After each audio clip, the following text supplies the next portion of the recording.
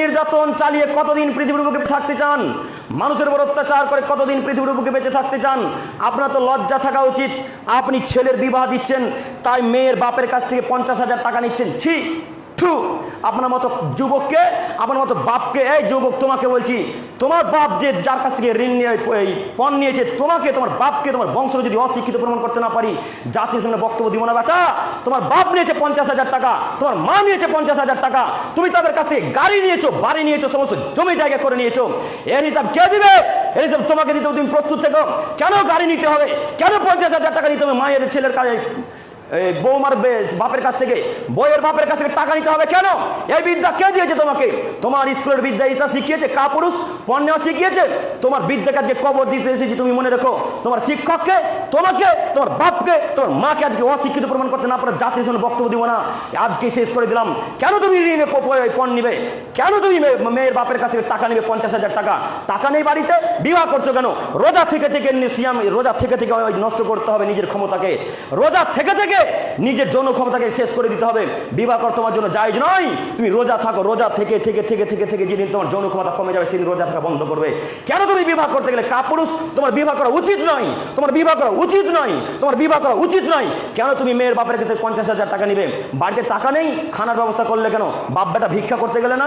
বাপ বেটা ভিক্ষা করো বাজারে, ভিক্ষা করে করে করে করে করে করে যেদিন 50,000 টাকা হবে সেই দিন মেয়ের আপনার ছেলে বিবাহ দিতে হবে। তার আগে বিবাহ দেওয়া জায়েজ নয়। ভিক্ষা করতে হবে রাস্তাঘাটে, বাজারে।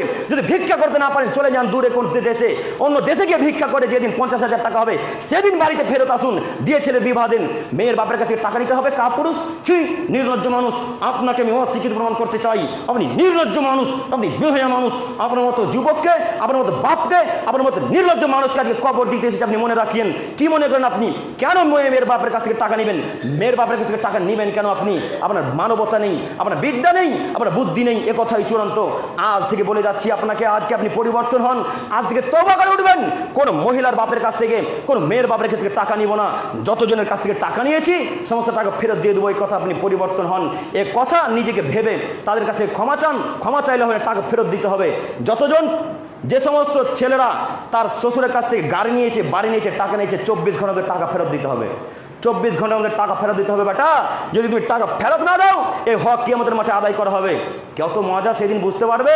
50,000, 1 লাখ টাকা নিতে খুব মজা লাগে কেটিএম গাড়ি চালাতে। ছি ছি ছি। ভিক্ষা করো, ভিক্ষা করো, ভিক্ষা করো। তুমি ভিক্ষা করে করে করে করে করে করে যেদিন ইয়ামা R15 কেনার টাকা হবে সেদিন ইয়ামা R15 কিনিও। তুমি শ্বশুরের কাছ থেকে টাকা নিয়ে R15 কিনিও না, কাপুরুষ। তুমি বুঝতে পারো না?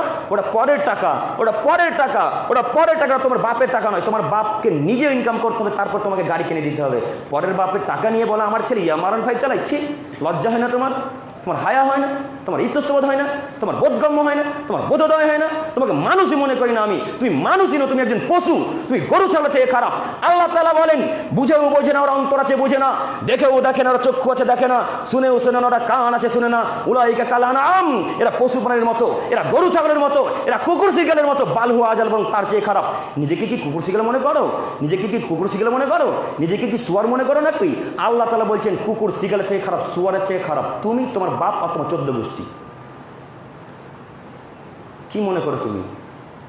মেয়ের বাপের কাছ থেকে টাকা নিবে মানে? ও অযোগ্য মানুষ কোথাকার। আজকে তওবা করে ওঠেন এখান থেকে, আর কোনোদিন পণ নেব না। বলেন ইনশাআল্লাহ, বলেন। আর এর পরে থেকে যদি পণ নেন তাহলে আপনি একজন মুনাফিকের বাচ্চা, মুনাফিক, খাঁটি মুনাফিক। এই যুবক তুমি বলো তো দেখি, ইহুদি খ্রিস্টানরা কোথায় যাবে? জাহান্নামে যাবে। বৌদ্ধরা, ডোম চামারেরা জাহান্নামে।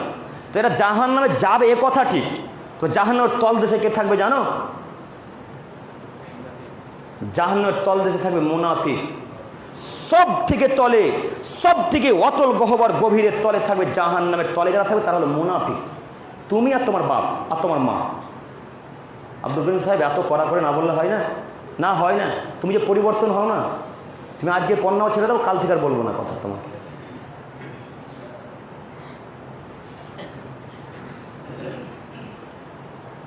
সম্মানিত দিনী ভাই বোন, পরিবর্তন হন। আমি আপনার পরিবর্তন চাই যে কোনো মূল্যে। পরিবর্তন হন, আমি আপনার পরিবর্তন চাই যে কোনো মূল্যে। আজকের